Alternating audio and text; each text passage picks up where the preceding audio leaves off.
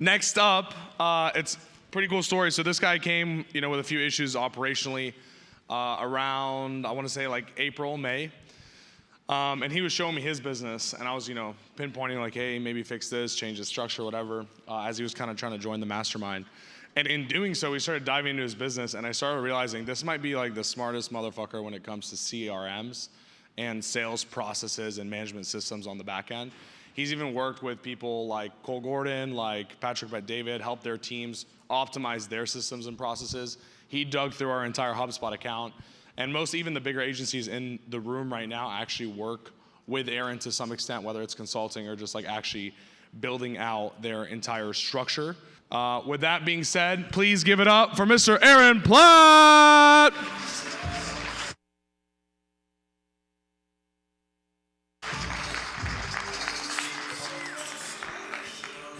All right, guys. All right, guys, so a few things. I'm going to go very quickly. There's a ton of resources at the end. If you guys won't have to opt in, do anything, they're all going to be there for you. Let's see. Made this because I thought it was funny, and I've been here many times, and I'm sure many of you guys have been here many times, where you get to a point in your business and you're looking around and you've got your fulfillment team drinking, sales director's riding a whatever that is, and yeah, everything just seems to be in chaos. And what you're really looking for in this moment is a process that you can rinse and repeat every single time, right? To get your business back on track, figure out what matters, and so you can move forward. So that being said, real quick, today we're going to go through how we've mastered creating and implementing systems, and how you guys can too. Real quick, Ashton, Eddie, I know they're somewhere here. These guys have definitely changed my life, and I actually didn't even join the mastermind necessarily because I knew about the information. It was more, I saw Eddie, and there's very few people that I actually listen to. Many people I just hear, right, and I take their opinions, but these guys I listen to, and it has definitely impacted my life and my business. So thank you guys. If we could just give them a round of applause real quick.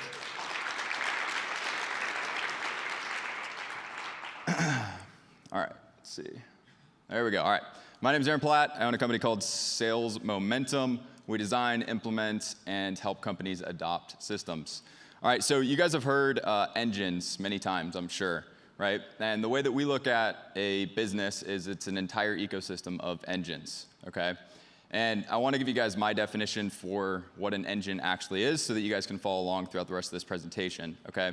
At the top of this, you have expectations and responsibilities, which, if many of you guys are thinking, that is what a role would be, right? You give somebody expectations, and they can own that role because they have their responsibilities, okay? Process is going to be your repeatable, basically, path to results, right? Your baseline, okay? And then you have platform, okay? Platform is going to be basically what you house everything in, okay? Think like GHL, or think HubSpot, or think any of these different platforms that you guys put this stuff into so your roles can work on process efficiently. Okay, and I click through these really quickly because it's just more of what I explained. If you guys want to take a picture of this, right? People operate well when you give them proper expectations, and obviously they have ownership of something, right? Many people either get 1, 2, very unlikely they have 3 of these put together properly, okay? Now the last piece is, does anybody know the actual formula for momentum? You can yell it out. There's a hint on the slide. Anybody? All right. It's mass times velocity equals momentum, okay? So something just you can keep in your head, right? There we go. So your people and your roles are going to be your mass in this equation, okay? Your process is going to be your multiplier, right? And then your platforms are going to be the velocity that you give both of those, okay? Now, what's the problem with systems, right?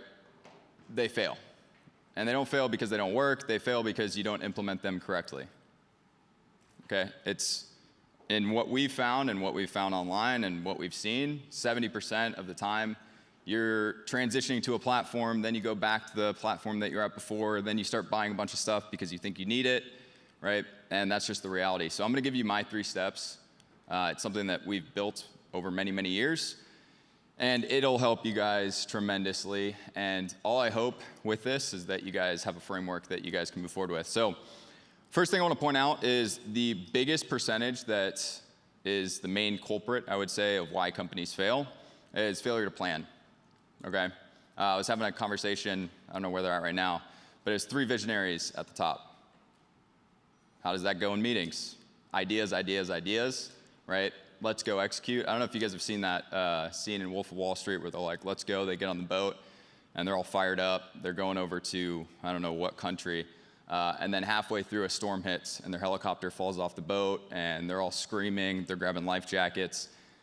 This is what it feels like a lot of time when a lot of visionaries try and build systems, okay? Only 12% of the time, if the plan is well done, fails to execution, okay? And then the last piece, which is gonna be adoption, which we're gonna get into, all right? So failure to plan, the analogy I wanna use is you're building your dream house, and instead of paying or going through the process of putting together a blueprint, what materials, what's the timeline, how much of this, how big is the lot of land, where do we want our kitchen, you just go straight into building, okay? Obviously, we all probably know how that ends up, okay? Now, the second piece is gonna be poor execution. And a lot of the time what we hear with companies, and the reason that they're in this cyclical, constantly going back to their systems, the same systems they're trying to build, is because we call it the uncle at Thanksgiving effect. You build a beautiful blueprint and you're showing your family at Thanksgiving. Your uncle says, hey, that's actually way too long of a timeline. I can do it for cheaper. I volunteer, you should let me do it. A lot of us have team members that will do this because they want to, right? They're excited about the idea, but they don't actually have the experience to get it done. Then next Thanksgiving, when you're sitting down with them, right? Your uncle comes, you know you're 10 months behind on project timeline, you're 10,000% over cost, and he tells you he can't do it, right? Happens all the time. I'm sure everybody in this room has been in that position, okay? Now the last piece is failure to basically get to adoption, right? A lot of the time, and if you guys look at this GIF, it's a perfect way to think about this. You build the plan, everyone's excited, you guys execute amazingly, and then you go to your team and you're Buzz Lightyear and explaining to them how they're gonna use it, and you're basically just slapping them on the ass and saying, get in there, use it, right? You're excited, they're confused, okay?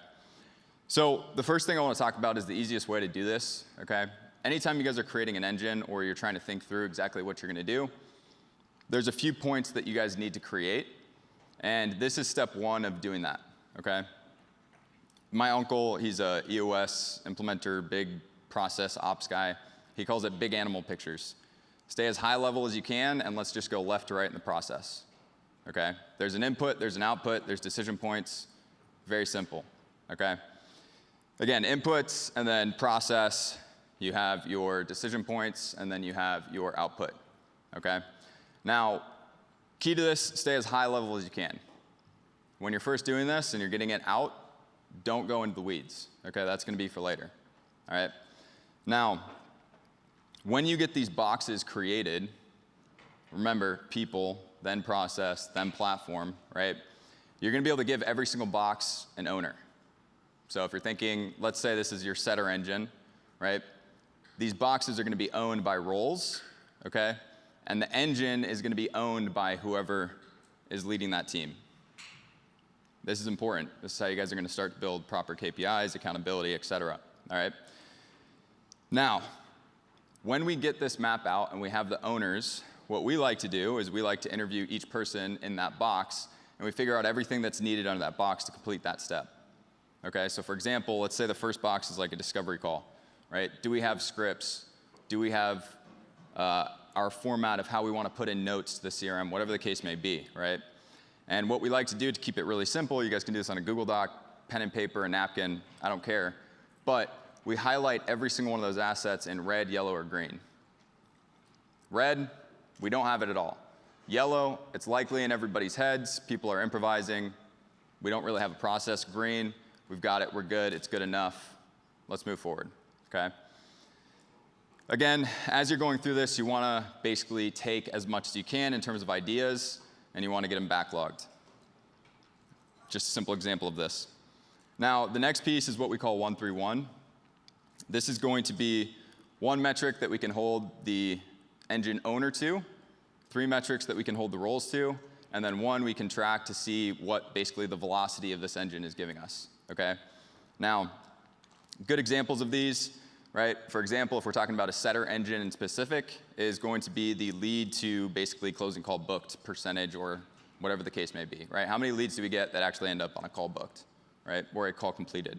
The 3, very simple, dials, sets, show rate, right? And then the last piece is gonna be the metric for the velocity, which would be what's the average time from when we get a lead and it's delegated, do we actually get it booked, okay? Now, some drill downs, again, you guys wanna stay high level with this and you don't wanna go into the weeds because once you have things built properly, you can always go in and start adding the things that you need afterwards. What happens a lot of time is people try and design and start their process by getting all of the different things that they possibly think they could use and try and do everything all at once. So a few metrics that we like to track on the setter engine specifically. Oh, sorry guys, there you go. These are different buckets. So our first 10 days with our leads, how many leads does each setter have? How many calls are they making on those leads? What's the average number of times we're touching those leads in that bucket? And what's the average time from basically lead delegation to getting them booked? Do we have it? And we also track this on the tail end of the process. So not just the first 10 days, but also 11 through 90. And you guys will see more why about that in a second. Very simple lead to booking for each rep, right?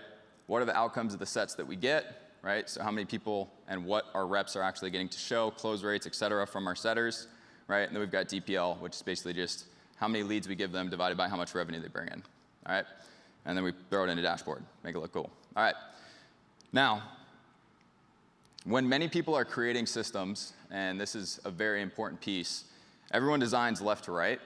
What we like to look for is also up and down, okay?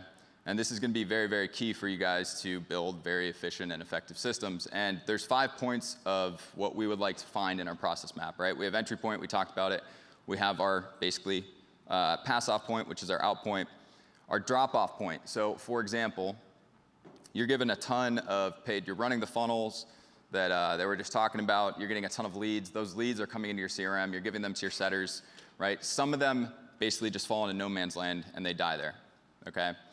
Then you have pass-off points, which would be passing that lead or passing that book call to a closer or from a closer to your onboarding team, right? And then you have reentry.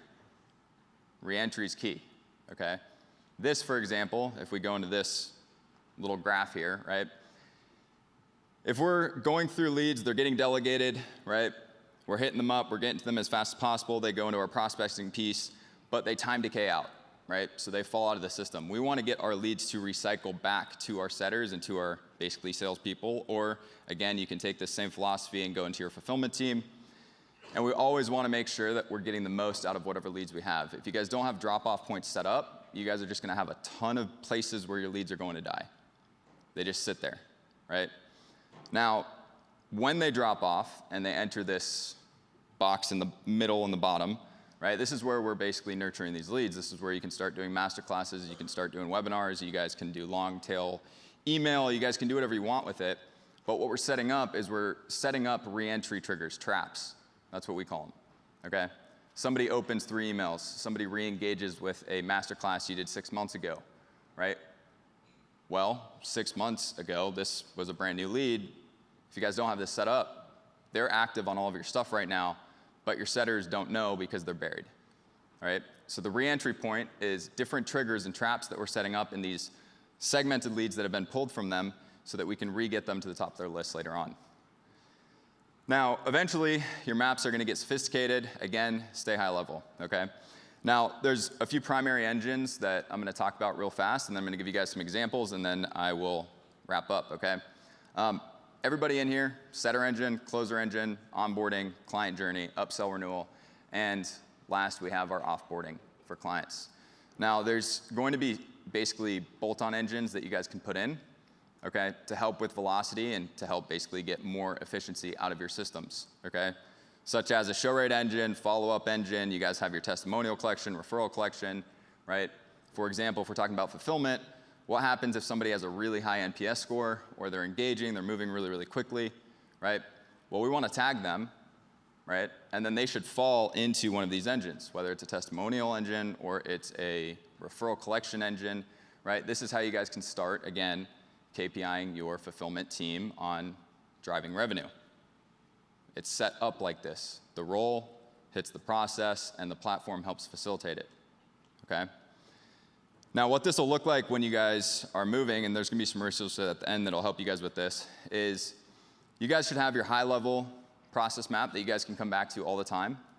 You're gonna have inside of that, and there's a little document at the bottom there, linked at the top of that, your in-depth process map, which is gonna be your, this is where you're getting into the nooks and crannies, okay? And you're gonna have your playbook, your documentation, your SOPs. How many people in here have hundreds of documents that their team doesn't even know about? Everybody should likely be raising their hands. This keeps it simple, okay? If it gets done, it goes into the engine playbook, period.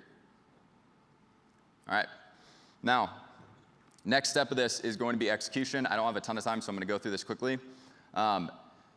Very simple. The way that we like to build systems is we don't just set the timeline start, end. We do phase gates in throughout. So if we're doing a big project, we want to have accountability as we're going throughout. All a phase gate is it's when these objectives are done, we need to review it, sign off, and then we're gonna move forward, okay? Next piece, phase gates are checkpoints, okay? That's it, that's all they are. Last piece, throughout the execution, okay, and this is key, and I deleted a lot of these slides, but throughout execution, you guys are gonna be coming up with a shit ton of ideas. Your teams will be like, oh, we should do this, this would be really cool, this is awesome, this is awesome. You're gonna be in the trenches, building on a new platform, seeing a new feature, backlog it. Do not introduce it into your original plan. I'm gonna pause there because it's key, okay? Now, the reason that we're doing that, there we go. Go back one, cool. Once your engines and everything are in place and you guys have a sound foundation, every time you go back to that all-in-one process map and you notice a metric that's dropping or whatever the case may be, you can go to your backlog and you can figure out cool ideas that you want to do, and you can now basically restart a plan. All right? Again, keep it simple, okay? Oh, sorry, guys. Looks like we're not getting there. There we go. All right. So let me see here. Once your engines are built, then you can go back and you can look at areas to obviously improve them. All right? Yep. Organization over automation. Believe me, the amount of systems we get to see where they're like, yeah, we have all this crazy stuff built out and none of it works. Just keep it organized. Left to right first. Then you can build on top. Okay? It sounds simple, but believe me, when you get into it, it's going to take everything for you to not overcomplicate things. All right? Now, this is one of my favorite parts, okay, and it's the adoption piece. Take a picture of this. Every time you guys come up with a new system, you guys get it executed, the most important piece that we found is getting buy-in from the team, okay? Now, what we like to do is we run something called an adoption campaign, and we come up with what's the competition that we're gonna run to get this new system adopted over the next 60 to 90 days, and what can we do to make it exciting so that when I'm going over training and I'm rolling out the new documentation, the playbooks for them, they're actually gonna use it. They're gonna wake up and think, damn, I wanna be on the top of that leaderboard, I want the bonus, I want this, I'm gonna listen to everything that they have to say, okay? So when we're going through this, this is what we start with before we get into training, before we hit go live. Make sense? You guys following? Cool. Now, you have to have it visualized, period. I think Eddie mentioned, right, if it's not tracked, you can't visualize it, right? People lose track of it. So what we like to do is we set up goals, right? You guys can see the percentage of what we've actually done to hit that goal, right? And then these things can break down to teams, so sales team, fulfillment team, roles, setters, closers, right? And you can also break these down to the individual level. And what you're seeing is an adoption campaign that we're launching, actually I think sometime around last week, where every single individual, right, is now being tracked on a week-to-week basis. Did they meet the goal or not? And this is what we're going over every single day with the team, okay, throughout this adoption campaign.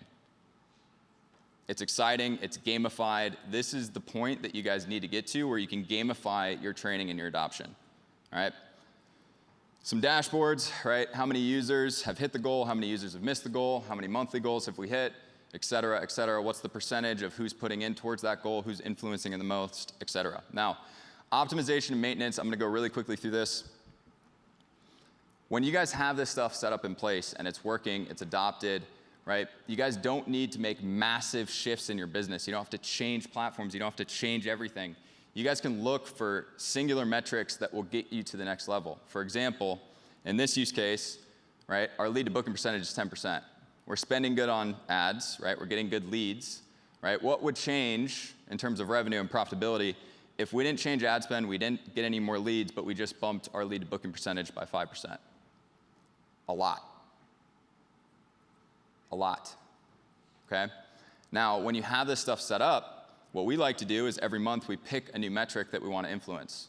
We set a goal, we set a target, and we go to our backlog that we found when we were building the system, and we start putting things in place. Now, setter engine, I'm going to take you guys through some of the iterations. This will be more tactical that you guys can take right away. So when we were delegating leads, the first thing that we found when we had it set up properly and when we could see the data is that we had two different types of leads. We had leads that were coming in through something like a VSL, right, where we wanted to get to them as fast as possible. And then we also had leads that, for example, were coming through like a low-ticket course, where we wanted them to consume some of the content first or hit one of our trigger points before they got delegated to the setting team. The reason that we realized this is because our setters were contacting us, telling us, hey, we're working on all these leads, but they're all in one bucket, and I'm calling people, and they just told me that they downloaded our first asset yesterday, and they don't even know who we are yet, right? So what you want to do is you have warm and you have hot, right? If they're coming in that low ticket side, for us, what we found is that we want them to engage with the content, and we want to set up those links so that when they do, that's what triggers our delegation to the setting team. Hey, Tyler, how was the asset? I saw you were going through the course, right? You watched video 3. A lot of people get stuck there, just want to check in, right? Boom, now you have a very organic conversation in, okay? The next thing we realized with that process is that we were delegating leads to people who didn't necessarily care to get to them fast enough. So we started taking those leads and redelegating them to somebody else on the setting team who's active, right? Now, we realized that people still didn't care, so what we did is every single time a lead gets closed that was taken from somebody, so I get delegated lead, I don't get to it in time, right? Now, a month later when that lead closes that I lost, in the Slack channel, it says, lead lost by Aaron, lead redelegated to Tyler, Tyler closed the deal. It's just a FOMO. Your setter's gonna be like, fuck, I gotta get to my leads. I gotta get to my leads, okay? Priority system, when you guys are delegating leads, right, eventually you're gonna end up with a big bucket. You wanna prioritize your leads to the top of the list, right? So if you have a bunch of new leads, the way we like to look at it, P1 is gonna be 0 to 5 days, right? P2 is gonna be your 6 to 15 day bucket, and then let's say 16 to 90 or 16 to 60, right? The reason we do this is because we want our reps to be able to easily start their day calling the best leads, okay? We want them to be able to filter these buckets based on activity. So if you have a bunch of new leads, right? Let's say they're all 0 to 5 days old, we want to be able to filter based on who's been engaging the most so that we can call people in order from top activity down, okay? And we also want them to keep track of these buckets, and if you guys remember the metric I showed you earlier, right, you can track how well they're managing these buckets so that you guys can coach accordingly, all right? Next piece, power dialing, right? Because we introduced these buckets, it makes it really easy for the reps to go in, load their power dialers, and move, okay? And if you're using GHL or HubSpot or anything along those lines, you guys can filter this based on who's opened an email recently, who's been to your page recently, who's downloaded an asset recently, et cetera, and you can call these people top down, okay? Now, one thing we realized with this is advanced, might go over some of your guys' heads, but when they are engaging with these assets, you can actually automatically load these leads into the power dialer so that they're just dialing the next best lead every time, right? Because what we realized is that even though we were given the power dial lists, right, some of these lists would fatigue before they actually got to the bottom of it. Now, the reason I'm going over these things is because this is how, when you have a strong foundation, each month you can add in one piece that just makes it go that much better, okay? Last piece, drop-off coverage. Like I said, you guys want to boost the return on some spend, right? Throw some drop-off coverage in the beginning of your process. Anytime leads go 15 days, no activity, no calls, whatever, drop them into the segmented list, right? Re-engage them. Once they hit an email or revisit your website or revisit a video or whatever the case may be, you're going to bring them back to the setters, all right? Now, Reporting, I don't have time to go over, and I'm up, so scan this. It's a YouTube video. It goes through all of our sales dashboards, how we track, what we do for sales management, setter leaderboards, closer leaderboards. It's a YouTube video. You guys can check it out. Next thing, if you are on HubSpot, this is a 300-page document going over all of our documentation. I think this is from 2022 for our dashboards. Okay? It's 300 pages long. You guys don't have to opt in or do anything along those lines. And then the last piece, I went very, very quickly on the setter engine. Again, there's 8 engines, but if you guys want a full breakdown, that's also a YouTube video you guys can find. And I hope this has helped you guys, and you guys can take something away from this and have a better, easier time working with your team to implement what you guys learned here. Lastly, here's my socials. That's me skydiving, and thank you guys very much.